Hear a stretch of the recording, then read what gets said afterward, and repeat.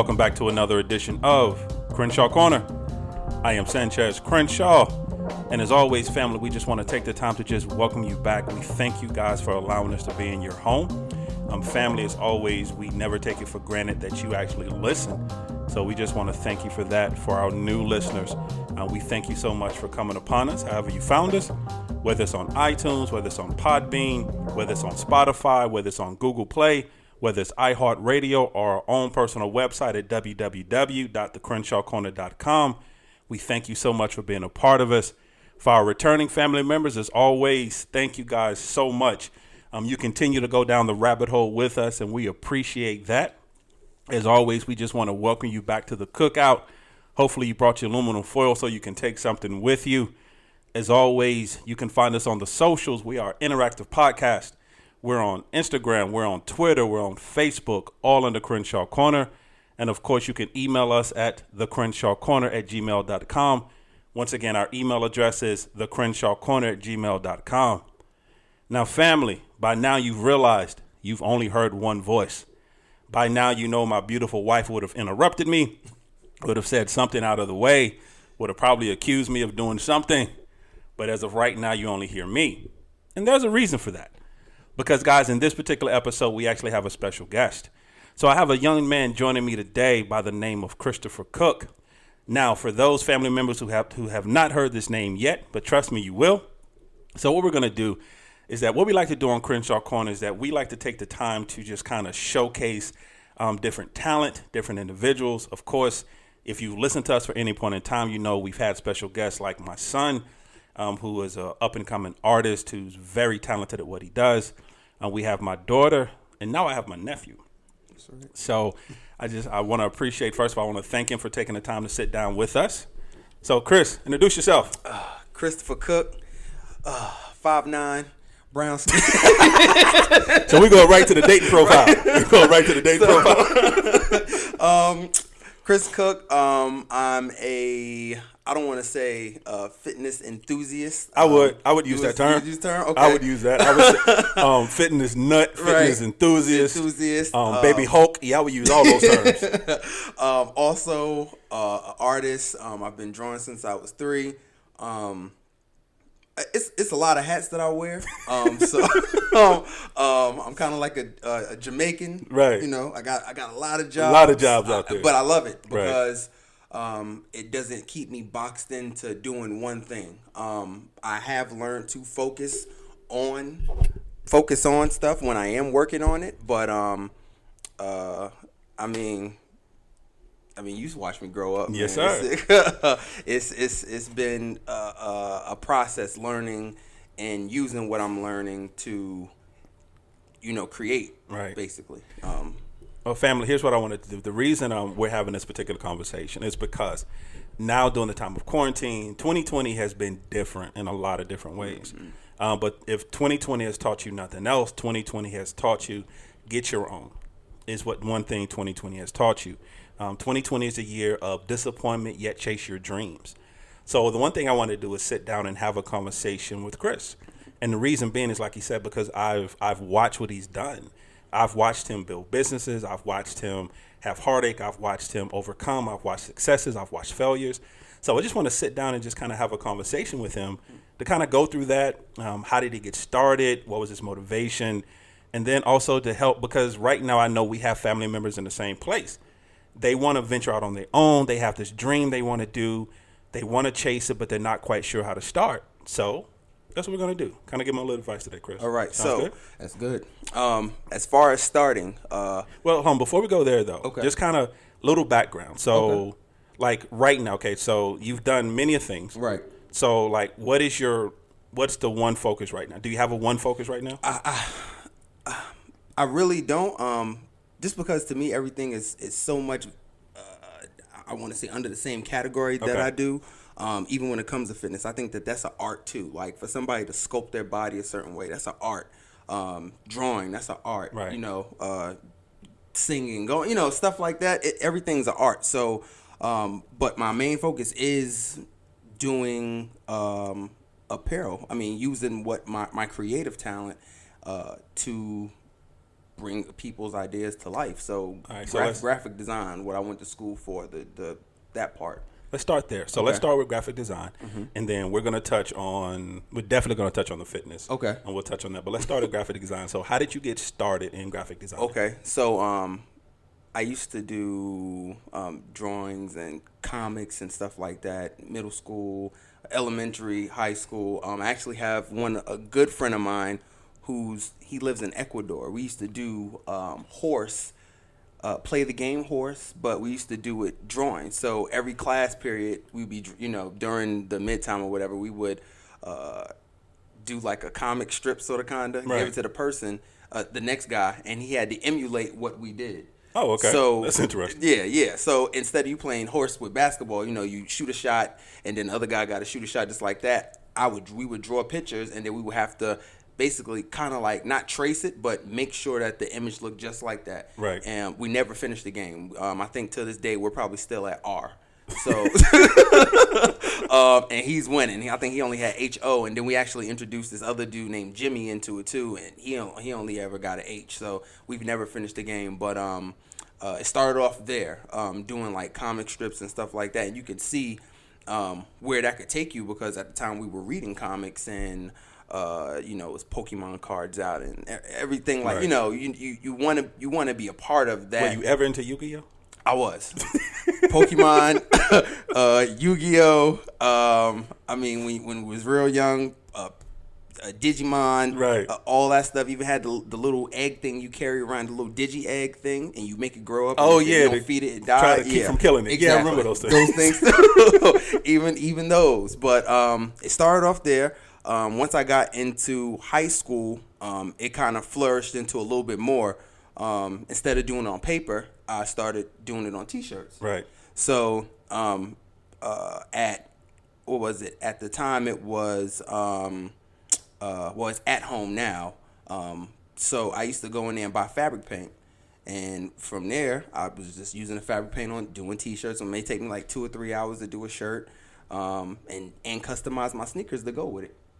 Tim's, all that stuff. So it went from me liking that, and then going into like, oh man, people asking me to do if I can draw them something for like their little side hustles, like, right. Lemonade stands or whatever like that. Okay, yeah, sure, why not?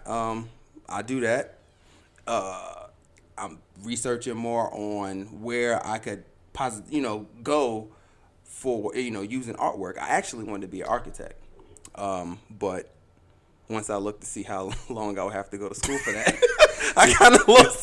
That what changed your mind? Yeah, that's what changed my mind. The schooling part of it? The schooling part of it, I wasn't with it. I was like, that looked like a whole lot of math, and I was already in what I think it was pre-trig, right, advanced, whatever in 12th grade. I was like, nah, I'm okay. This it's already giving me a headache. That's enough math for me. Enough math for me.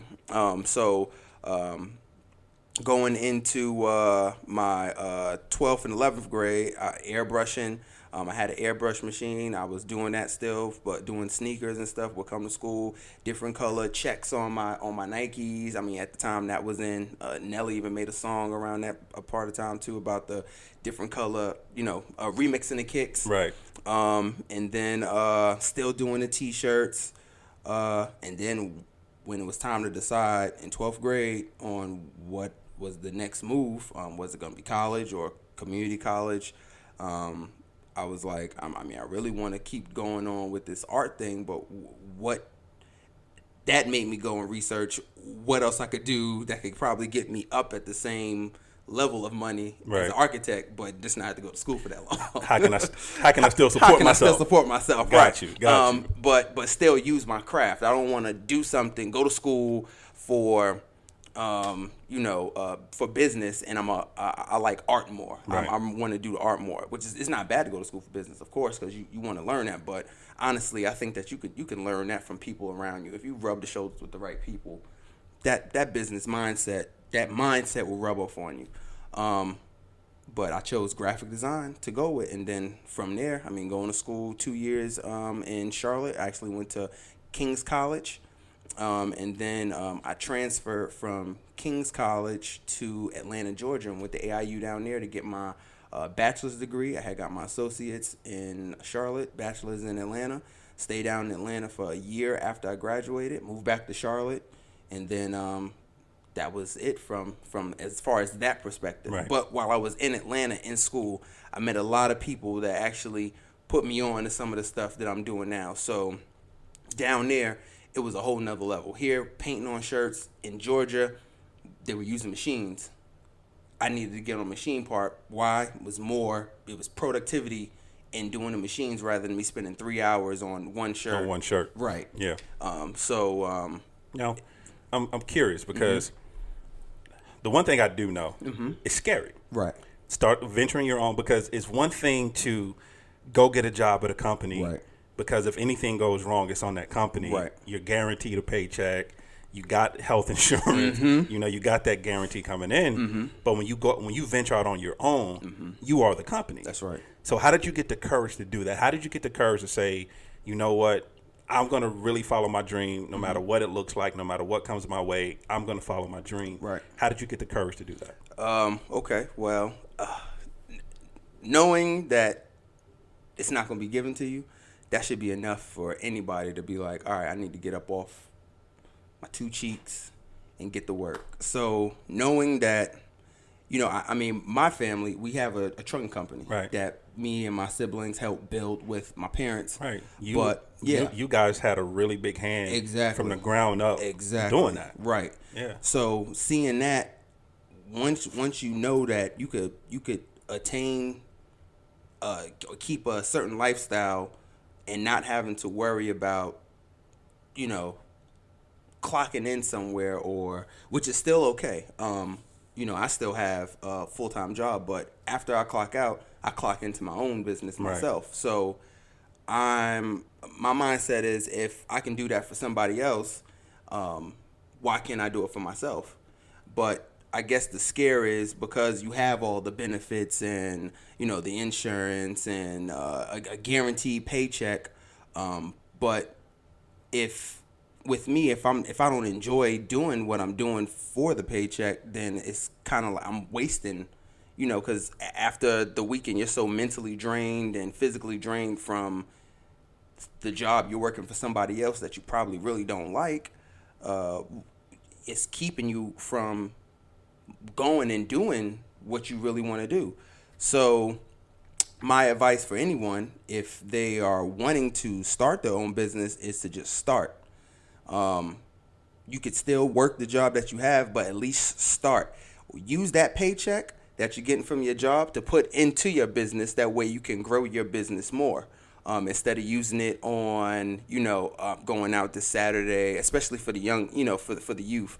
I'm going out this Saturday, or I want this new bike. If you save that money up and you put it into your business, you can buy you 12 new bikes, So instead of just one, talk to the family, think Chris. Beyond, think beyond just that. Oh, I just want this one, this one goal. No, you need to set a couple of goals, and then in every season, make sure that you're at least hitting one.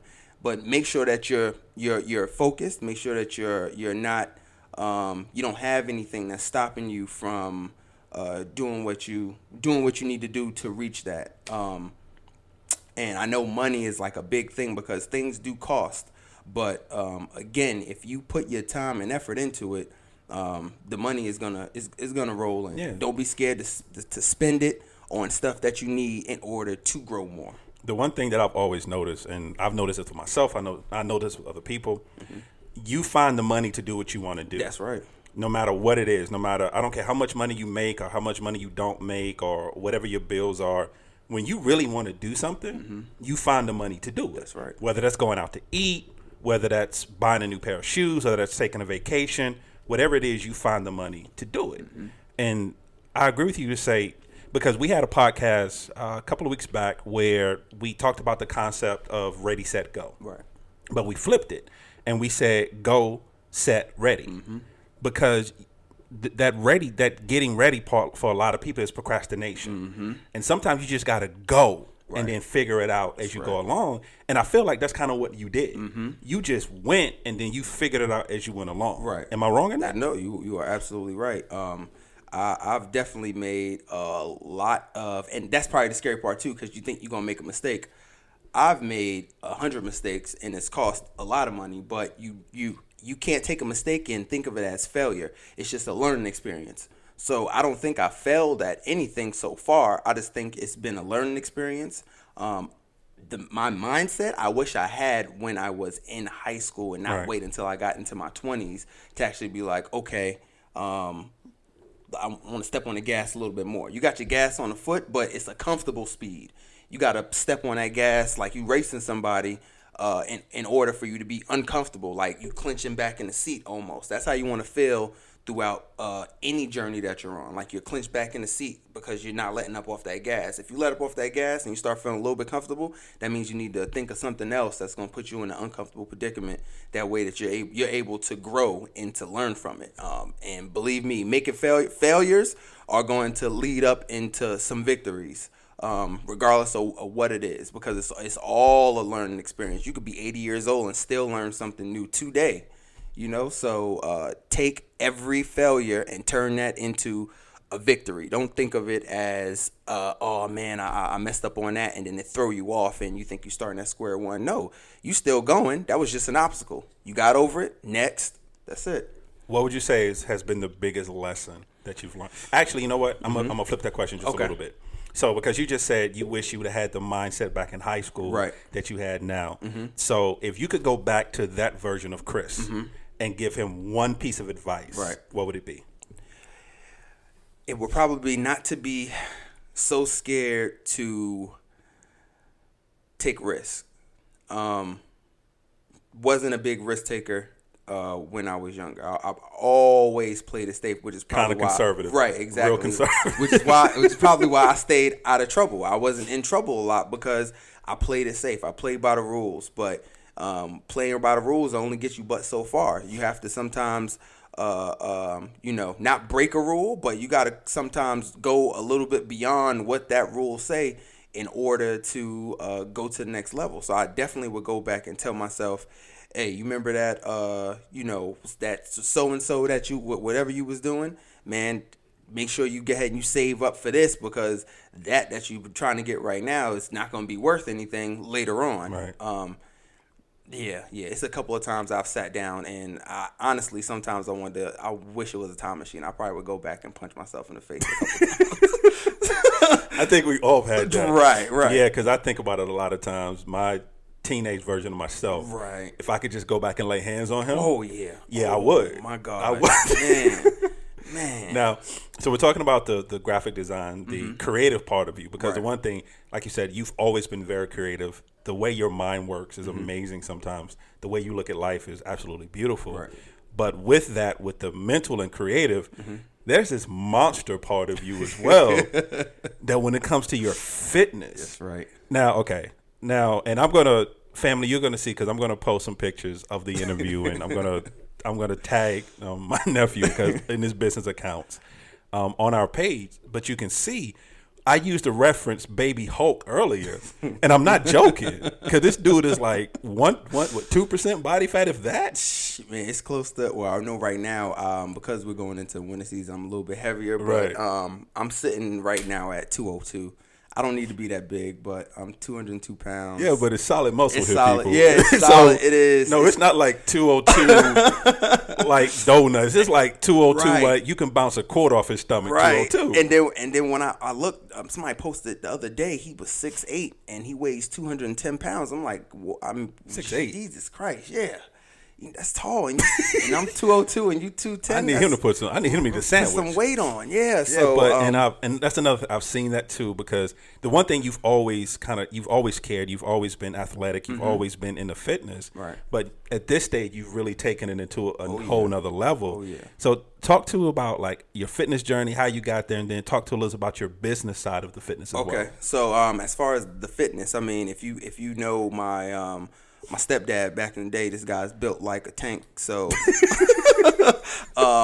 that's where that part came in. Seeing this dude do push-ups and pull-ups and stuff, and then you see the reaction that you get when you look that way.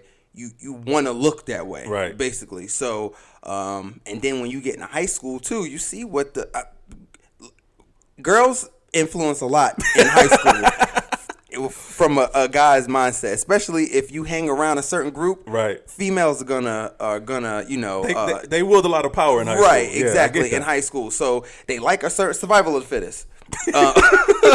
They you got to look a certain way, you got to smell a certain way, your hair got to be cut a certain way. It's a lot of different influences that catches the other eye in different seasons too as well. Back in the day, clean cut, your pants fitting right, maybe baggy, they like that too. Big t-shirts, fitted hat, that was the look back. Sneakers, Jordans, that was in. Now it's skinny jeans, skinny joggers, the shaved, faded side with the curly. I'm done with that. I'm still not into the skinny joggers. Yeah, I'm a grown man. I can't walk around in the skinny joggers. I can't do it. I can't do it. I mean, I partake a little bit, but they don't be that tight. They fit. They up on my waist. The skinny jeans that these guys wear, they be down to their knees. You might as well wear some shorts if that's the case. But yeah, man. Seeing him with that type of body and the reaction people gave to him when he was walking around, I wanted that too. So push-ups, I started doing some pull-ups, just the regular stuff, some dips, and then you start looking at more people who are doing other things that are amazing and their body look the same too. So then I got really into the whole calisthenic thing. The push-ups, pull-ups, and the dips was a part of it, but it was more beyond that. And I picked it up more as 22. You hit you start gaining a little bit of weight if you're doing crazy stuff. Going out partying and everything stuff like that at that time. And you may look okay, but you get to keep that body a little bit after high school, after you mature into your body, but you get man boobs. You start, your stomach start to body start changing a little bit on you. It ain't the same. You can't eat whatever you want to eat.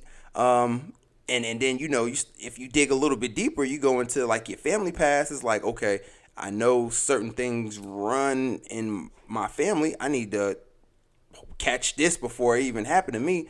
So that was an influence right there for myself on getting started into it. Now, as far as getting into training people, I was doing it for fun just because I like working out in a group. So working out with groups of people actually motivate me to do more, regardless of what level you want. You could just be starting, but just having somebody there in the room with me that is, I'm not going to say enjoying it, because sometimes I even do workouts and I'm like, why am I doing this to my body right now? This is stupid. Yeah, see, because family, understand something. I know if you've ever seen the people on Instagram, Facebook, whatever, where they're doing in the air push-ups, where they're throwing themselves off the ground, on their elbows, on their knees. That's him. That's the kind of craziness he does. Right. Which is up. And I saw you do push-ups down the stairs or something crazy like that one time. Yeah. We were at Freedom Park, and the workout was we had to do high knees up the stairs, and then you push-ups down the stairs. So every step you do a push-up. Again, why? That's what I want to know. Why? Who sat down and said this would be okay? Right? Who said this was who? And we say that too while we out there. We yeah, we about to do this downstairs. And then we get halfway through and be like, yo, who said do this? Why did we okay this for us to finish? But now we have to finish it because we started it.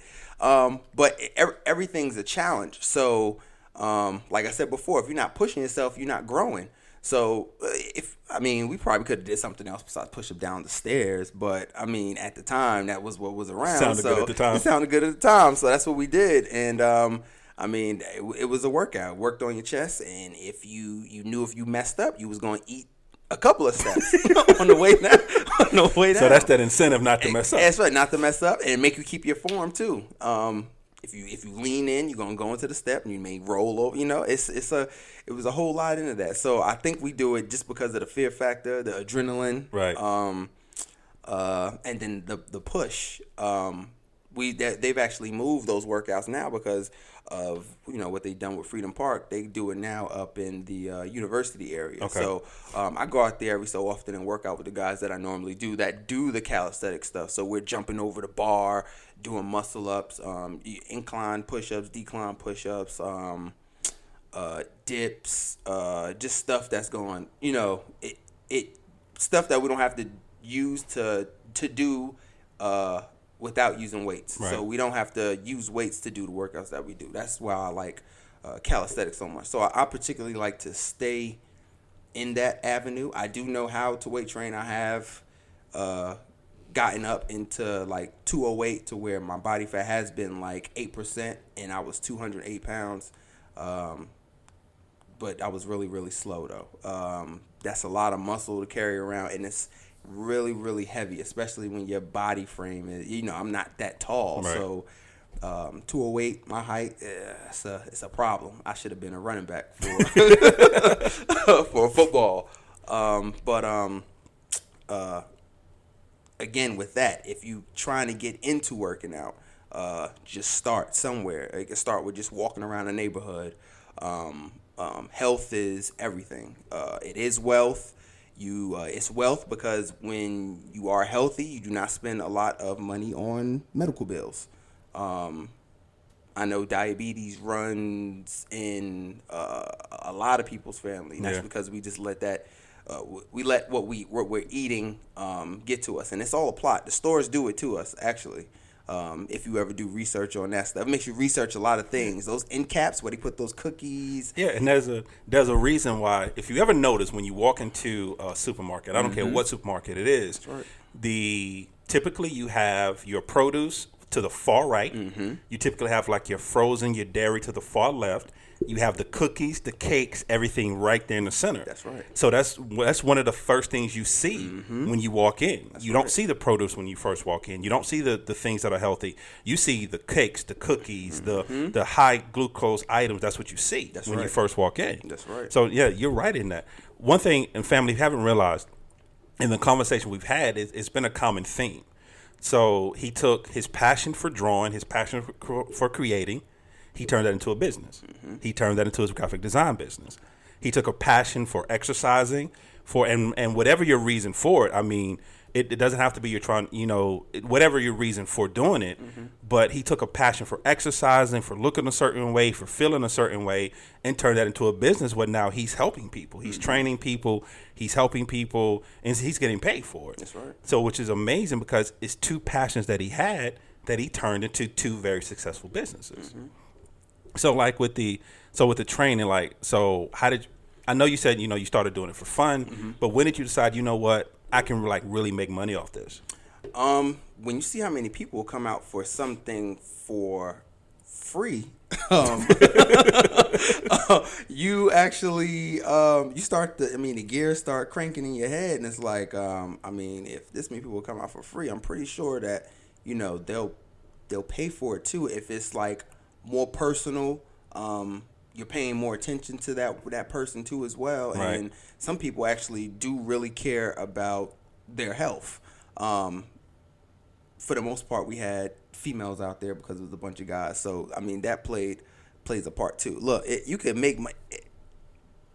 It sells. Your body sells for the most part too. In that particular find the niche career, right? You found the niche. You find a niche there. If you look good, if you look the part, people are gonna pay for it because they want to look the part too. So, that made me. Again, people are doing more stuff on YouTube, putting videos out there. Right. You see these people like making money off this thing. It's like I do the same thing. Why am I not making? Man, let me go ahead and do the same thing they doing too. Why am I doing it for free? Right. Why am I doing it for free? I might as well do what they're doing because it's okay. It's a lot of bread inside the grocery store, right? A whole bunch of different brands. Everybody, and every bread sells. So I look at that as myself as I'm one of those loaves of bread. I'm pretty sure if I put out there exactly what I'm able to give on my nutrition guide that everybody else have on their nutrition guide, I can sell too. So that's how I look at it. Yeah, that's the thing, though, and I think a lot of people get confused about that. A lot of people get scared because for some reason they think it's a finite resource, and it's not. There's money to be made for everybody. That's right. Because everyone has different tastes. You know, I love your bread analogy because you have the breads that are like $6 a roll. I mean, $6 a pack. You have some breads that's 79 cents a pack. Right. Because there's going to be some people who want and can afford the $6 a pack roll. That's right. And there's some people who can only afford and like the 79 cents. That's right. There's something for everybody out there. And the one thing we want to tell the family, it doesn't have to be fitness. Maybe fitness is not your thing, but maybe it's cooking. Right. Maybe it is being creative. Maybe it's painting. Maybe it's knitting. Maybe it's woodworking. Maybe it's writing. There's a market for everything out there. You just have to, like Chris said, you just got to get off your two cheeks. That's right. And go do it. That's right. Which I think the one of the main reasons I wanted to have this conversation with you is because we haven't sat down and talked for a while. Right. So I wanted to actually sit down and talk with you. But then also because you're a young dude. I mean, it's not like I'm sitting down talking to a 55-year-old man. That's right. It's not what I'm doing. I'm sitting here talking to a young man who said, you know what? Yeah, it's scary. Yeah, I don't know everything. Yeah, I may fail at this, but you know what? I'm going to go do this. And I'm not only going to start one business, I'm going to start multiple businesses. And we're going to see what happens. That's right. And so that's why the one thing I wanted to get across to the family is that fear is a mother. You know, and let me ask this question. Were you scared when you did it? Of course. But I think that's what makes people go forward with it. Well, for some people stop, but sometimes being scared is what makes you give your all to, I guess, to move on past the obstacle. So, again, you may be scared to jump over. It may be like a cliff, and from here to here, you need to jump maybe like just 3 feet. 3 feet up, just 3 feet over, just to get to the other side for you to keep on going. It's a fear of you falling down in between that cliff. But if you're scared of it, but you have to go forward, you're gonna jump over there just just because I'm not gonna be able to go anywhere else unless I jump over this ledge to go to the other side. So I'm scared that I may fall down, but I'll never know if I'll make it to the other side if I never jump. So you could stay there and just, look. It's only 3 feet. You look at that hole and be, oh man, I'm gonna fall down this hole if I don't jump 3 feet. You could hop over 3 feet. That's easy. But if you don't take that leap, you'll never know. Yeah, and that's the thing, family. It's just not allowing the fear to stop you. Not allowing the fear not allowing the fear to keep you from doing what you know is in your heart. Because one of the things I will always harp on, and I love it, I love what Chris is saying, everything he's done is about passion. He had a passion for it. He had a passion for the creativity. He had a passion for the workouts, for the health aspect of it. And he found a way to make money behind it. And that's what some of the greatest minds, when it comes to finance, when it comes to anything, they'll tell you, find what you're passionate about. Because anybody can get a job. You can go anywhere and get a job and stay there, and there's nothing wrong with that. But what are you passionate about? Finding a way to make money, finding a way to be successful. And that's the thing. It's not always about the money. Right. The one thing I do know about you don't chase money. No. You don't do anything. Like you said, when you started doing fitness, you were doing it for free. Right. And if I'm not mistaken, when you started doing the graphic designing, you were doing that for free. That's right. And then as you progressed and as you got your skill better, as you learned more, then the money started coming in. That's right. Because you were chasing your passion, you wasn't chasing the money. That's right. And that's the one thing that I think I want to get across to the family as well. When you find your passion and you follow your passion, you don't have to chase the money. The money will chase you. The one thing I will always say, money is currency. There's a reason they call it currency. It's like a river. Money flows. Money comes. Money goes. Like Chris said, if you're scared, my wife and I said it before, scared money don't make money. They don't make money. So sometimes you got to spend. That's right. One thing I do want to touch on, though, I want to kind of change gears just a little bit. How are you been doing during quarantine, man?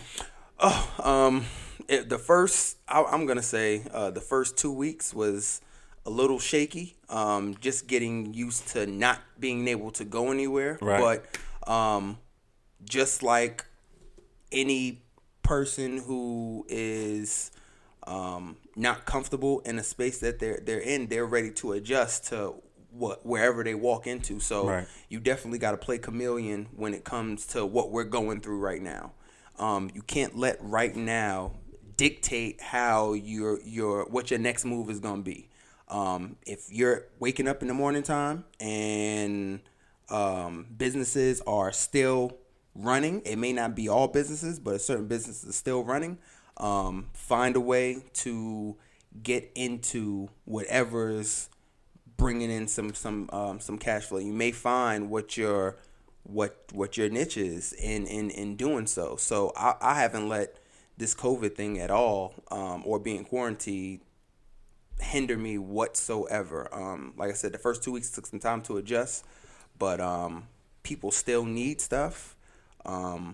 People are still doing things. You just have to do it with a mask on. Right. So I don't see us going back to normal just because of the type of scare that they put in people with the COVID. I mean, Right. It is a serious thing, but they kind of, in my perspective, they bigged it up too much to where it's put fear in people to where they don't even want to do anything outside or how they used to do it.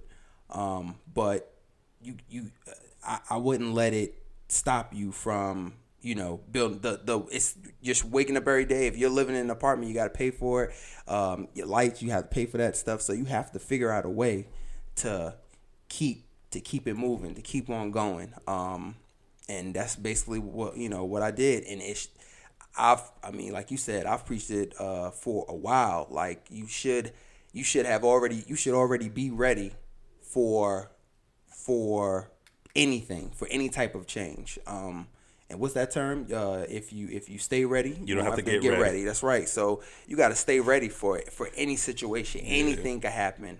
And they need to teach that more to kids. Yeah, that's my brother's term right there. Right. That's J-Rock's term right there. That's what he lives by. If you stay ready, you ain't never got to get ready. That's right. I know professionally, you've been okay. You've been blessed. You've been okay. Been able to still make moves, but personally, have you been? What's like, because there's been a lot going on. Right. Let's talk about the elephant in the room. There's a lot going on. You are a young black man in America. That's right. A business owner, young black business owner in America. There's a lot of things that's been transpiring. Personally, how have you been doing with quarantine, civil unrest, just everything right now? Kind of how have you been doing? It broke me down when the Ahmaud Rashad thing happened. That really it put me in a mindset of and I hate to put it that and even use that type of term because I love everyone, but it's almost like it's almost like I'm looked at because I am, and it doesn't matter if you've never been in trouble with the police or you've never been in handcuffs or never been in jail or anything like that. But when you see all this stuff happening to what you are, your mindset changes regardless of what you've accomplished or anything like that. Like you said, I'm a black male at the end of the day, and not even in some ways, I fit the description for what's happening to the individuals that are being killed out there. Right. When I do see police in the back of my mind, it is I hope they don't pull me over, and I don't see tomorrow. And it's never been that way for me, but now it is because of what's happening, because I fit the description. I don't wear, dress shirts and stuff like that. I like to dress relaxed. So I wear hoodies. I wear my hat backwards. I wear sneakers, I wear, the joggers, and I wear shorts and stuff, even if I'm going to like different businesses, because I mean, at that point, you create your dress code. The clothes don't make you. Right. You make your clothes. As long as you walk inside of there, and your of course your mindset is set on what it is. I'm not gonna let that dictate what I need to look like to not be killed. So it has made me uneasy in how I move. I'm not moving. I'm not gonna say I was moving reckless, but I'm thinking ahead before I make a move. More mindful, more intentional about how you move now. Exactly. Before I just was doing it. One thing I am curious about, because, and of course I know you better than the family does. I'm curious because of the type of person you are, because you're such a good-hearted person. Right. You really don't meet strangers. Right. That's who you are. Honestly, one of the nicest and sweetest guys I know in life. Right. Not just because you're my nephew. If you were not my nephew, and I knew you, I would still say the same thing about you. You've always been that way. You've always had this smile on your face and light and this joy that you've always brought energy to the room. So a person like you, how do you deal with, because like you said, because it's real. I mean, it's a conversation that makes a lot of people uncomfortable. Right. But it's a conversation that we have to have. Right. Because like you said, one of the things you just said is you fit the description. That's right. I fit the description. As a black man in America, we fit the description. That's because it's always that black male. That's always the description they're looking for. So as someone who always fits that description, and you see the hatred, you see the mistrust, you see all this stuff going on. Right. Someone like you has such a good heart, and how do you do? I mean, I keep optimistic mindset in it all, regardless. Because again, like you said, I don't hate anyone. I don't dislike anyone. I can't hate you or dislike you, even with what's going on, if I don't know you. So if I don't know you personally, it's nothing that I could dislike about you. So when I meet a person, I like you, or off gate. It only with in that first interaction that we may have, and I give second chances too, but in that first interaction, the first impression is big with me. So I don't think anything of a person until we have that first interaction. Right. And then after that, I make my assessment about them from there. But dealing with it, I put it in the back of my mind, like ignore it to the fact to where it kind of seems like I'm naive. I'm aware, but because I didn't grow up that way, the people around me are loving, showed me nothing but love. That's what I grew up to do. You, Uncle Sanchez and Aunt Angie, they're the most welcoming people I know for the most part. You could walk up to them and have a whole conversation and they'll speak to you without looking at you weird. So, and you have to have that, in order to be a people person. I see them as people person. So, me personally, I try to take what I see from them, I use it too. You can walk up to me and have a whole conversation. Don't let my demeanor or anything or the way I look, sway you otherwise. You might like me if you just have a conversation with me. Right. So I put all that stuff to the side, man, and I just think, I mean, hey, I'm a human at the end of the day. That's what we really need to look at. Like we're all human. My skin color, I just was in the sun a little bit longer than somebody else. That's that's how I look at it. I just got a little bit more melanin in my system than the next person. But we're all humans, man. We're all humans. We all listen to the same music. I like rock. I like it's you don't know somebody until you talk to them. And until you sit down and you have a conversation with them. Like, you got to get to know the person. So, I love everybody. I don't have any type of hatred. That all that stuff is put in the back of my mind. It's on the back burner. that's how I deal with it. Just think optimistic about the situation. I know you say you've changed kind of the way you move. Mm-hmm. Like you said, no, you've never been reckless. That's Right. never who you are. It's not your character. That's right. But like you said, you're kind of more intentional about how you move and where you go. Right. Other than that, would you say that these last 6 months has it changed you in any way? Yes, it's made me a little bit more serious about being that entrepreneur that I want to be. You know, you start, you make a little bit of money and you start, and I'm not going to say get content, but it's like, okay, I could do this. But when things like this start going on, it's like I need to make sure that I'm in a situation where I won't have to worry about that anymore. I don't want to be in those type of places where I have to worry about being in a certain situation when that's not me. So everything is planned out now to how I'm moving rather than me just, just going off of no blueprint, just freestyling, Right. which is normally what I do. So now it's a blueprint behind everything I do, planned out, making sure that I'm not missing anything. That way I don't get in no type of trouble with, anybody or, I do my research basically now rather than just doing it and then worrying about whatever happens later. Okay. Yeah. So I'm going to do an interview question real Okay. quick, the job interview. Okay. So where do you see yourself in 10 years? 10 years, hopefully, I have my, I don't want to say I want to be able to help people build their brands more. Okay. I necessarily don't want to stop working. I want to continue to work because I think I do enough quality. My outlook on what needs to go out is looking more at quality than quantity. I could care less about how much I do, but if the quality of it is right, that's what I want. So I want to be able to keep,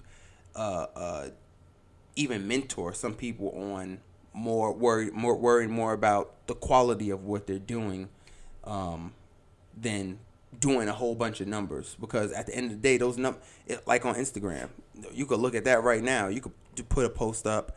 You get 1,000 and something likes on there, but for the most of those likes is ghost likes. It's really not, somebody really intentionally going and hitting the like button. Right. Some people buy their likes, so you never know, what somebody is doing, and that's just because of just the mindset of them all thinking that a certain number is what counts. No, it's the quality of what you're putting out there that counts. So I want to be able to still be around in 10 years and driving that into people that I don't even want to say put up under my wing, but people that I'm working with.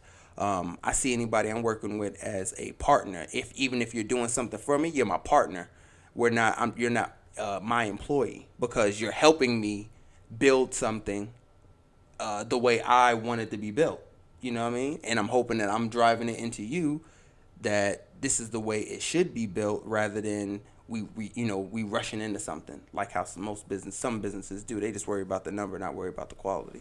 So in 10 years, I see myself helping other people build their brands quality-wise, more than numbers. And that could be, I only help maybe like 5 or 6 people, but I help them build it the right way. Right. So, yeah, that's really what I want to do in the next 10 years. I love it. Mm-hmm. One of the things we always do before we close out the show around Crenshaw Corner is that we always like to leave family with a final thought. Mm-hmm. So what would be your final thought? Final thought, and this is jogging back to the first question. If you're looking for a twinkle in a star or something to start something, don't wait for that twinkle. You need to start it because that's what you want to do. And don't look for a sign. Don't look for a handout. Do it because that's what you want to do.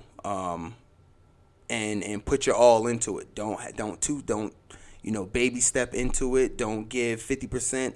Put 100% into it, because what you put into it is what you get out of it.